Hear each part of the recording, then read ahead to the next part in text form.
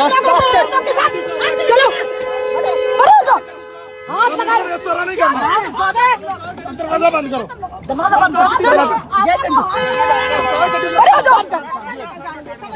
You should be کوئی ہاتھ لگایا آپا کو خبردار.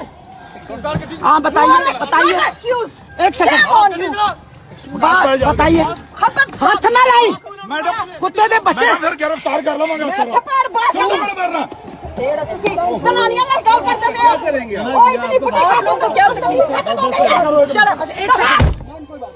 چلے اب تم واپس چل میچ کرو.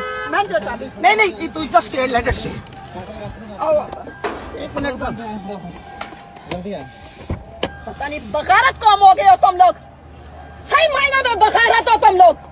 اپنی زبان اچھی طرح نہیں ہاں تم لوگ تمیز کر رہے ہو ماں کی عمر کے عورت کو السلام علیکم ورحمۃ اللہ وبرکاتہ.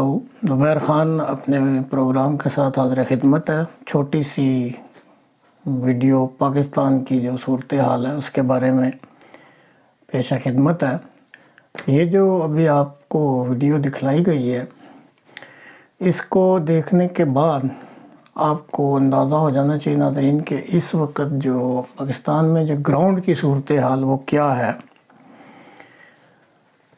اس ویڈیو کو دیکھنے کے بعد دو چیزیں صاف طور پہ نظر آ رہی ہیں اور وہ ہیں رویے. ایک رویہ وہ ہے جو کہ آپ کہہ لیں سول لوگوں کا ہے جو اس وقت سفر کہہ لیں یا دوسرا رویہ وہ سفر کر رہے ہیں یا دوسرا رویہ قانون نافذ کرنے والے اداروں کا ہے. تو آپ دونوں رویوں کا جائزہ لے لیں. اوپر سے موسم بھی گرم ہے شدت گرمی کی. تو یہ جو خاتون بات کر رہی ہیں جو ڈاکٹر یاسمین راشد صاحبہ کے ساتھ تھیں یہ ایک بریگیڈیئر صاحب ہیں کمانڈو کے تھے. ان کی یہ صاحبزادی ہیں اور ان کے جو میاں ہیں وہ کرنل صاحب ہیں. اور جو دوسری خاتون بڑی عمر کی وہ آپ کو علم ہی ہے کہ کچھ عرصہ پہلے وزیر صحت تھیں ڈاکٹر یاسمین راشد صاحبہ. تو یہ اب دیکھ لیں کہ قانون نافذ کرنے والے اداروں میں کچھ لوگ یونیفارم میں ہیں اور کچھ سول کپڑوں میں ہیں. اب سول جو کپڑوں میں ہوتے ہیں ان کے بارے میں کچھ کہا نہیں جا سکتا کہ یہ کس محکمہ کے ہیں کیونکہ کئی ایسے محکمہ ہیں. CID ہے پولیس کے ہیں MI والے ہوتے ہیں انٹیلیجنس بیورو IB کے ہوتے ہیں ISI کے آپ کہہ لیں ہو سکتے ہیں. تو یہ مکسچر سی ہوتی ہے. تو وہ بھی آپ دیکھ لیں جو دھمکی دے رہے ہیں.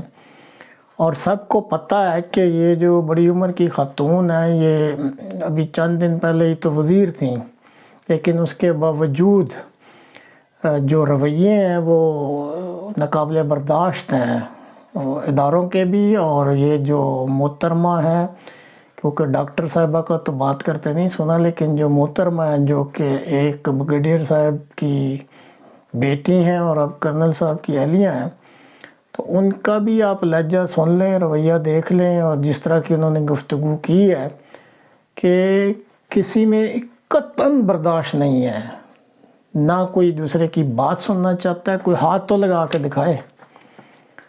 اور آپ نے پھر وہ گندی زبان بھی سن لی ہوگی کہ کس طریقے سے وہ پکار رہی تھی. تو اب سمجھ نہیں آ رہی ہے کہ عمران خان صاحب نے لانگ مارچ کی کال تو دے دی. خود سنا ہے کہ ہیلی کاپٹر کے ذریعے پہنچے ہیں یا نہیں. اور یہ بھی خبریں آ رہی ہیں کہ وہ کوشش کی انہیں کوئی فیس سیونگ مل جائے اپنے کچھ جو ان کے رفقائے کار یا قریبی پارٹی کے جو عہدیداران ہیں ان کے ذریعے لیکن دونوں طرف سے انکار ہو گیا.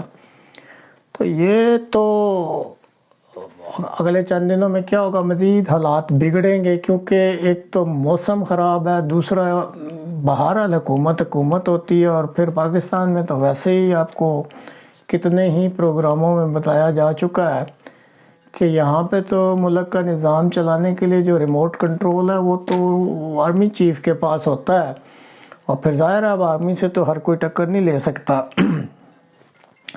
عمران خان صاحب کو یہ چیزیں ذہن میں رکھنی چاہیے تھیں کہ وہ ہیں یا ان سے پہلے جتنے بھی حکمران گزرے ہیں، تو کبھی بھی کوئی ایسی کنفرنٹیشن جو ڈائریکٹلی آپ آرمی کے ساتھ کرتے ہیں وہ اس ملک میں کبھی کامیاب ہوئی ہی نہیں ہے، اور یہ کیسے سمجھ بیٹھے تھے کہ یہ ٹکراؤ کریں گے تو کوئی کامیابی ہو جائے گی، ایسا ممکن نہیں ہے۔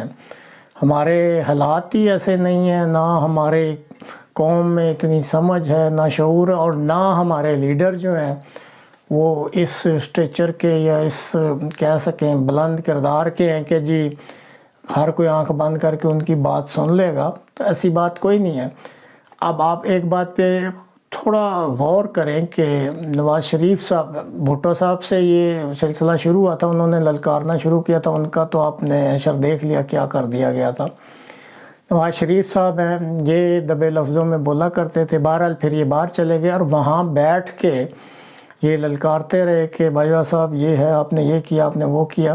ٹھیک ہے، باہر بیٹھ کے انسان میں تھوڑی ہمت ہوتی ہے، اور آپ للکارتے رہے۔ ان کی جو بیٹی ہے وہ یہاں پہ ڈھکے چھپے لفظوں میں یا بعض دفعہ اوپن دفعہ بھی للکارتی رہی۔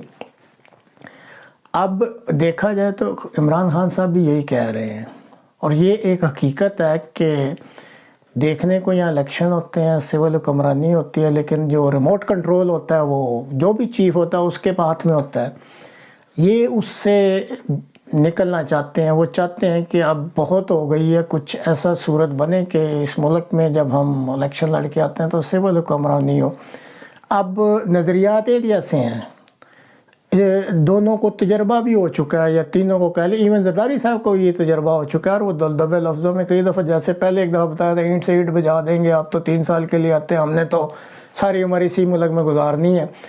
تو دیکھا جائے تو جو تینوں بڑی پارٹیاں ہیں یہ اس چیز پہ متفق ہیں کہ ہمیں سول حکمرانی واپس چاہیے، لیکن جو ان کا طریقہ ہے یا آپ کہہ لیں جو لایا عمل ہے، وہ ان کو سمجھ ہی نہیں آ رہی کہ جب تک آپ اکٹھے ہو کے نہیں بیٹھیں گے، آپ پہلے ایک یہ مطمع نظر بنا لیں کہ ہم نے اپنی سول حکمرانی کو واپس لینا ہے، تو اس میں جب تک آپ تینوں اکٹھے نہیں ہوں گے تو کیسے لیں گے؟ کیونکہ جو بھی چیف ہوتا ہے آرمی کا اس کو پتہ ہے میں نے کچھ تھوڑا سا ان کو ڈالنا ہے، لالچ دینی ہے، کچھ مفادات کا خیال رکھنا ہے، تو انہوں نے آپس میں لڑ پڑنا ہے، اور یہی اب ہوا ہے۔ ایک کو نکالا ہے، دوسرے کو اندر لے آئے ہیں، ان کو نکالیں گے پھر آپ کو اندر لے آئیں گے، تو اس طریقے سے اس ملک میں کوئی تبدیلی نہیں آ سکتی ہے۔